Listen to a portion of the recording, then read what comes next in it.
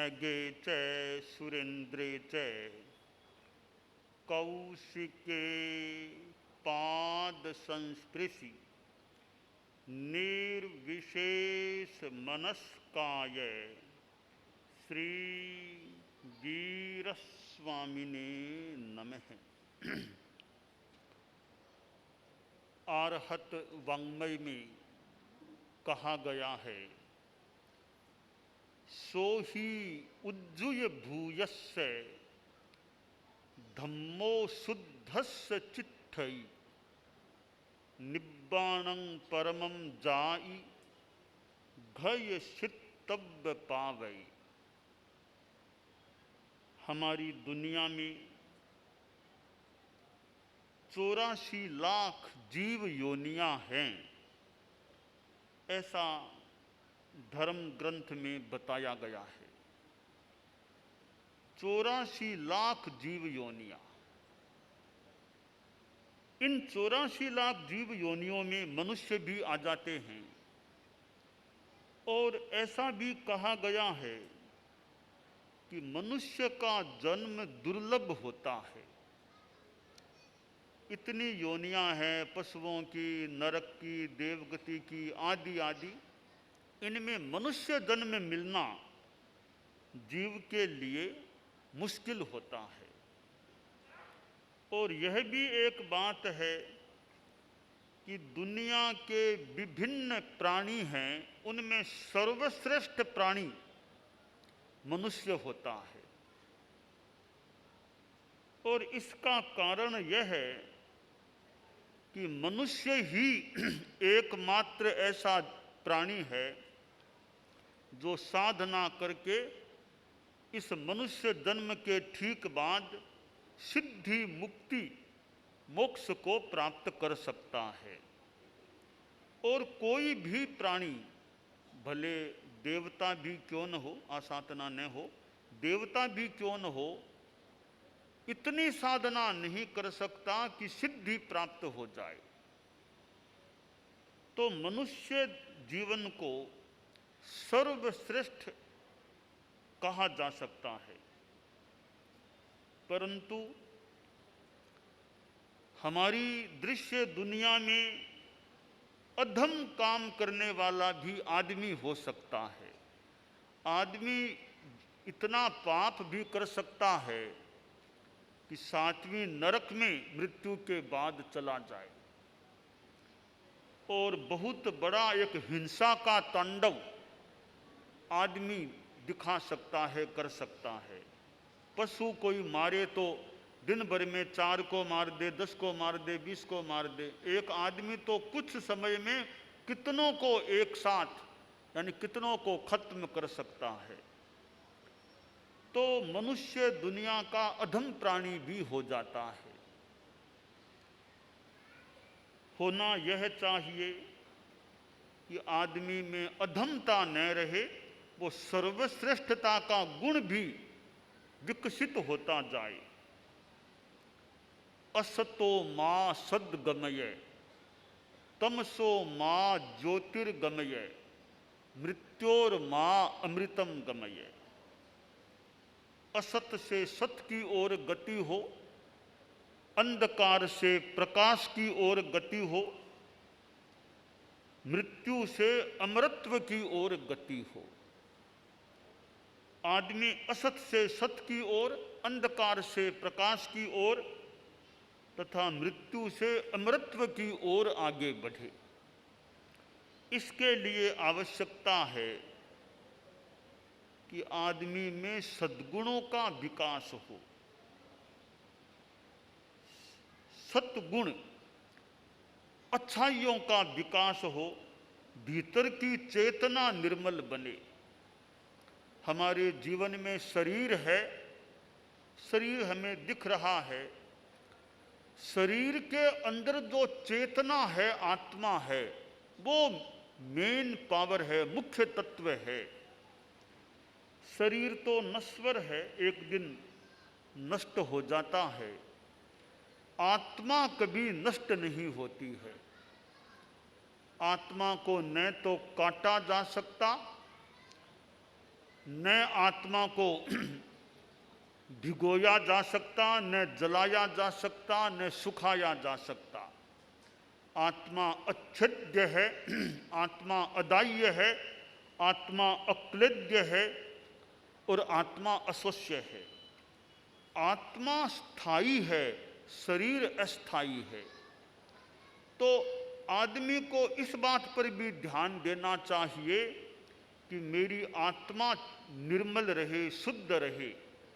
आत्मा निर्मल है तो यहाँ भी ठीक है, आगे भी अच्छा रहने की संभावना बन जाती है। अब प्रश्न है कि आत्मा की निर्मलता कैसे हो। आत्मा की निर्मलता के लिए एक तत्व है ऋजुता, सरलता। आदमी में छल कपट न हो, सरल हो, ऋजु हो। छल कपट आत्मा को मलिन बनाने वाला तत्व होता है और सरलता से आत्मा में कुछ अंशों में शुद्धता आ जाती है। कोई आदमी गलती कर लेता है, दोष हो जाता है। अब उस दोष की, अपराध की शुद्धि करनी है तो उसके लिए शर्त है कि आदमी सरलता से अपनी गलती को स्वीकार करे। गलती को ऋजुता से कॉन्फेस स्वीकार कर ले कि मेरे से यह गलती हो गई है। यह सरलता से स्वीकार करना शुद्धि का राजमार्ग है। सरलता नहीं है। कोई अधिकारी पूछे तो भी बात को तोड़ मरोड़ कर प्रस्तुत करना, झूठ बोलना, सही बात को भी अस्वीकार कर देना, गलती को छिपाने का प्रयास करना, पर्दा डालने का प्रयास करना, यह कुटिलता है। कुटिलता है तो शुद्धि होने में बड़ी बाधा है। डॉक्टर से बीमारी को मत छिपाओ, गुरु से गलती को मत छिपाओ। ये दो सूत्र हैं कि स्वस्थ होने की भावना। तो डॉक्टर को अपनी बीमारी बताओ, डॉक्टर से बीमारी छिपाओ मत। डॉक्टर को बीमारी साफ बताओ, गुरु को गलती साफ बताओ, तो डॉक्टर इलाज ठीक कर सके, गुरु शुद्धि करा सके। जो भी गुरु हो, बड़े हो, तो बीमारी को भी डॉक्टर से मत छिपाओ, गलती को गुरु से मत छिपाओ, तो एक रास्ता ठीक बन सकता है। तो ये सरलता, ईमानदारी, सच्चाई सब जुड़ी हुई बातें हैं। सच्चाई भी तब रह सकती है ठीक तरह जब आदमी में सरलता होती है। कुटिलता है तो वो ऊपर से सच बोले, उसमें भी थोड़ी मलिनता आ जाती है। कुटिलता और झूठ का संबंध है, झूठ कपट का जोड़ा है, सरलता और सच्चाई का जोड़ा है। तो साधना धर्म के क्षेत्र में तो सरलता का महत्व है ही है। व्यावहारिक जीवन में भी जहाँ कुटिलता है तो आदमी का विश्वास समाप्त हो सकता है और आदमी के प्रति फिर सम्मान का भाव भी कम हो सकता है। तो हम आत्मा की दृष्टि से देखें कि चेतना का ऊर्ध्वारोहण हो, चेतना निर्मल बने, आत्मा शुद्ध बने, तो उसके लिए यह ऋजुता, सरलता का तत्व बड़ा आवश्यक है, उपयोगी है, अनिवार्य है और इसकी आराधना आदमी को करनी चाहिए। संत के पास सभा में से एक युवक खड़ा हुआ और बोला कि ये सरलता, ऋजुता की बात है, आपने बातें बताई हैं, मोक्ष की भी बात बताई है, तो मोक्ष में कौन जा सकता है, ईश्वरत्व को कौन प्राप्त कर सकता है। तो संत ने एक छोटे से बच्चे की ओर इशारा किया। इस बच्चे की तरह जिसका मन पवित्र है, सरल है, वो आदमी ईश्वरत्व को और मोक्ष को प्राप्त कर सकता है। बच्चे में सरलता होती है, ठीक है, बच्चे में साथ में नादानगी भी होती है, बच्चे की नादानगी तो नहीं रहनी, बच्चे जैसी नादानगी नहीं रहनी चाहिए, पर सरलता रहनी चाहिए। एक संतों की सभा में गुरु बैठे थे, तो गुरु ने संतों से पूछा कि एक प्रश्न है, ज्यों ज्यों आदमी की अवस्था बढ़ती है, विकास किस बात का होता है, ह्रास किस बात का होता है सामान्यतया? तो संतों में से एक संत खड़ा हुआ, बोला, गुरुदेव, अवस्था ज्यों ज्यों बढ़ती है, ज्ञान और अनुभव का तो विकास होता है, सरलता का ह्रास हो जाता है। तो ज्ञान बढ़ना अच्छा है, अनुभव बढ़ना ठीक है, पर साथ में सरलता खत्म हो जाए, घट जाए, यह नेगेटिव थोड़ा पक्ष आ जाता है। तो यह सरलता भी, बड़ा होने के बाद भी सरलता बनी रहे।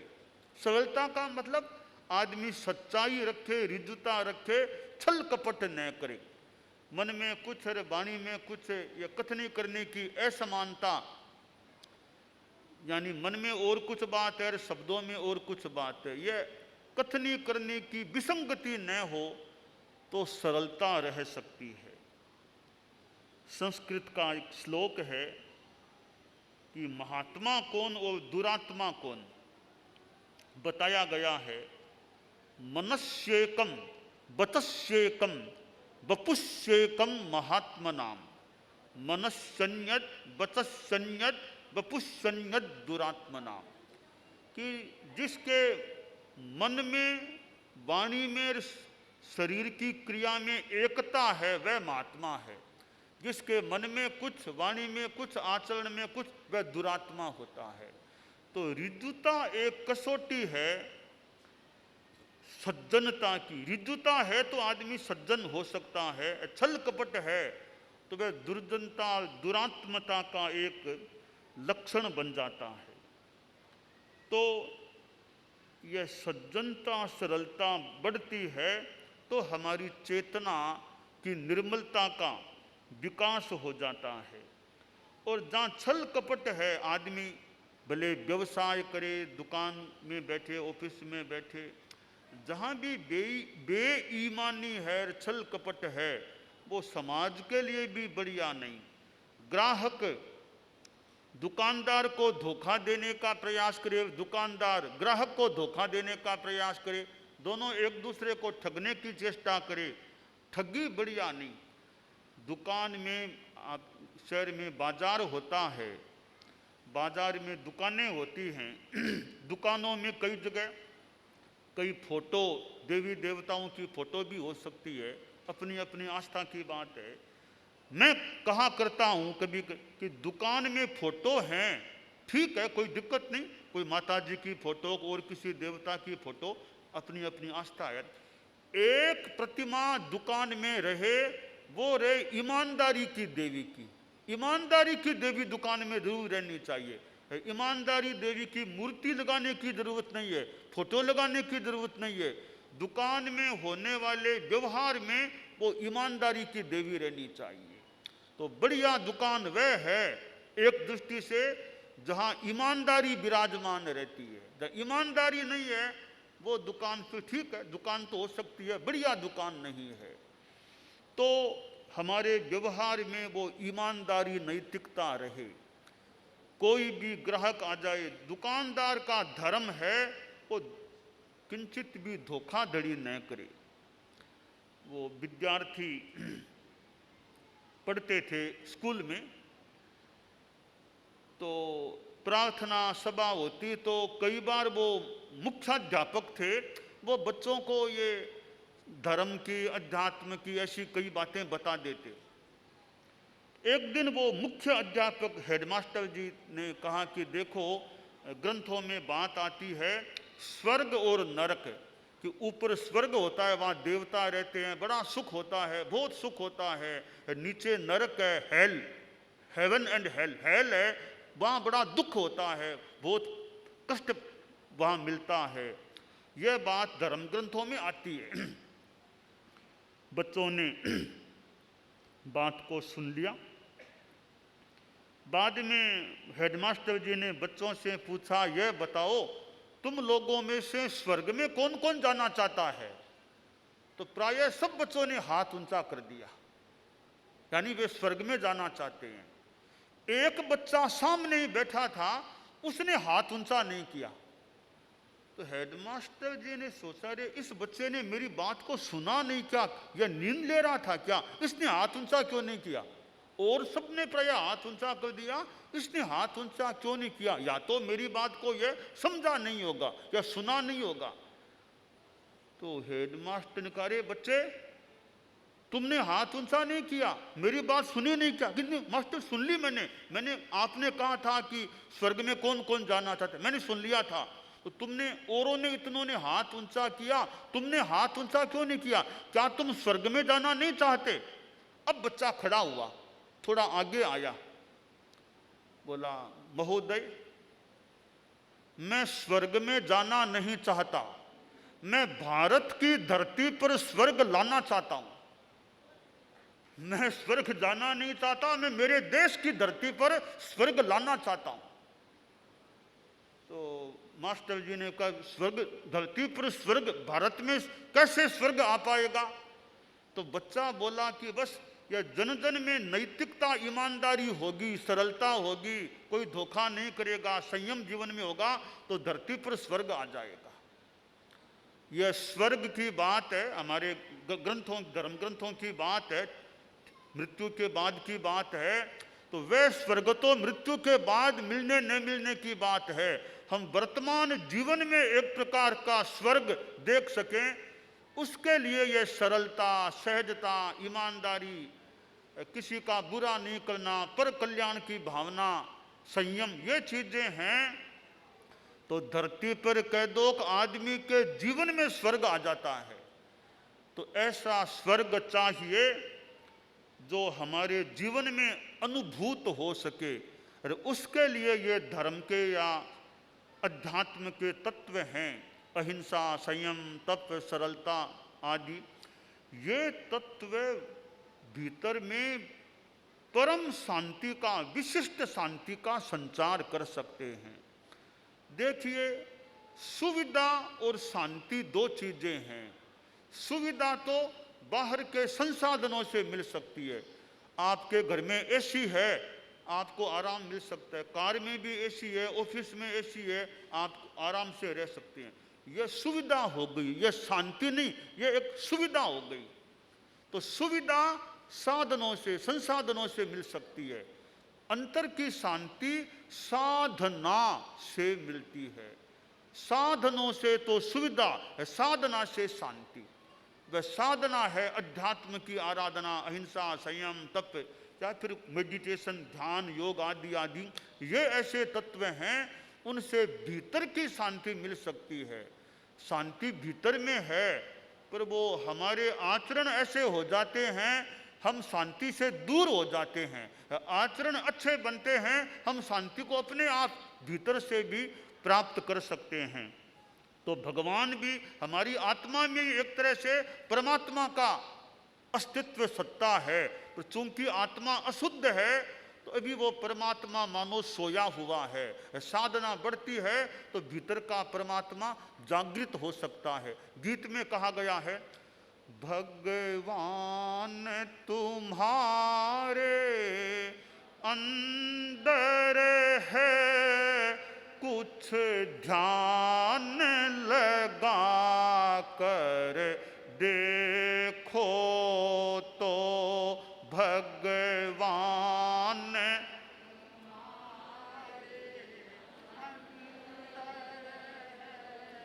कुछ ध्यान लगा कर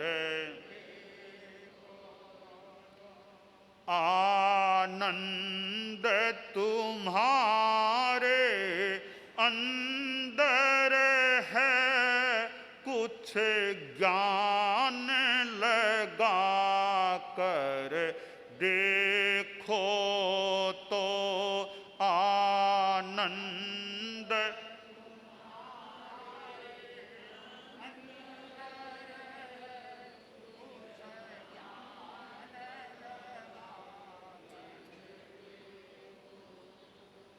बाहर प्रभु को पूज रहे, निज घर वाले को भूल रहे, बाहर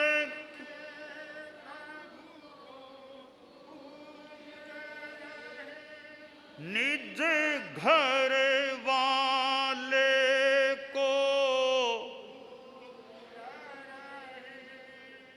तब ही तो सत्य नहीं पाया, केवल माया में झूल रहे, तब ही तो